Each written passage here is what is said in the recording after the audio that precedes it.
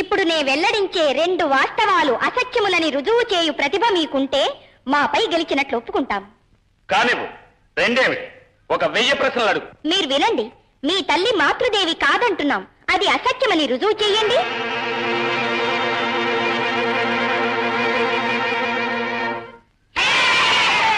రెండవది కూడా వినండి. మహారాజు పుణ్యమూర్తి అంటున్నాం, మీరు కాదని రుజువు చెయ్యండి. అన్యాయం, అధర్మం. మమ్మల్ని పరాభవించదలిచావా? ఆపండి, ఆపండి. కుమారా, నీ ప్రతిభను ప్రజ్ఞను చూసి మేం పరవశమవుతున్నాం.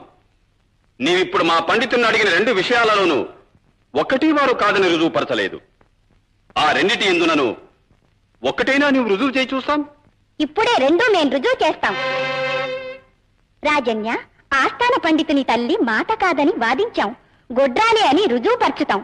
ఏ విధంగా? అరటి చెట్టు ఒక గెల వేసిన విధంగా. పండితుని తల్లి